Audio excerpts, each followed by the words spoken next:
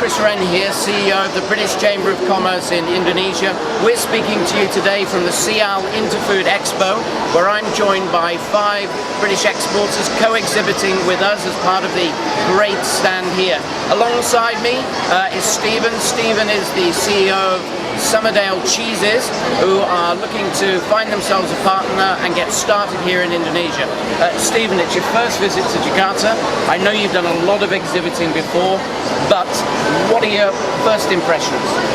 This is a fascinating market. It's a big market, a lot of people, and what I learned the other day is a large percentage of the family income is spent on food, which is probably higher than a lot of countries in the world. But with that, there are a lot of challenges.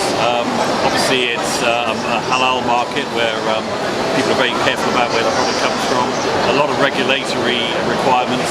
So basically, it's a market that needs a lot of time and investment to develop things. So I expect no quick fix in this market. If I want to be in this market, I've got to think at least probably 5 years ahead on where Somerdale will be in 5 years' time. But I really feel with the consumers and the reception we've had to cheese this week, there really is a good demand and a good prospect for selling Somerdale cheeses in this market over the next 5 years. So, Stephen, if I may ask you, our observation is that actually in the context of food and drink, there isn't much drive or much support or much appetite to encourage British exporters, I mean among the ITAs and so on and so forth.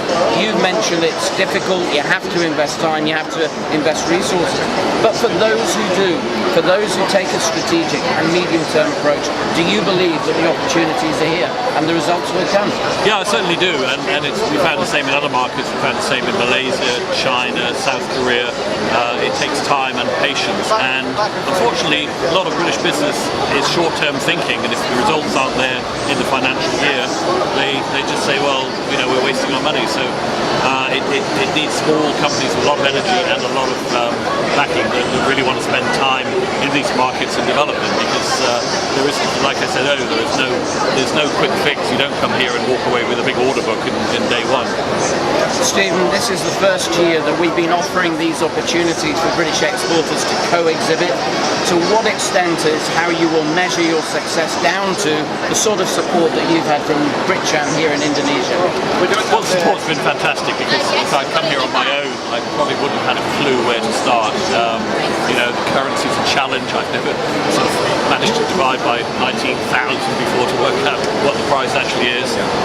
The language is obviously different. Transport, infrastructure, the whole thing is quite challenging. So people here have been very helpful in just getting the basics done, getting, you know, from A to B, getting product in, getting refrigeration, getting product cleared and everything. So it's invaluable having a resource on the ground that can actually help just get to day one of the show. So, one quick final question. Have you seen enough here to encourage you to take next steps and stay engaged with Indonesia? Yeah, definitely. I mean, my next step really is to assess a lot of the people I've met, because, you know, they're big companies, small companies, so I have to go through the product registration procedure, which is essential, and that might take me a year before, you know, I can even start selling products. So I need to, you know, assess these companies with the help of perhaps BritCham, and say, you know, which partners I should work with, and then start working with them. But, you know, it is going to take a long time. The bureaucratic procedures are quite complex, so it's not a case of saying, I'll ship an order next week. It's just not going to happen.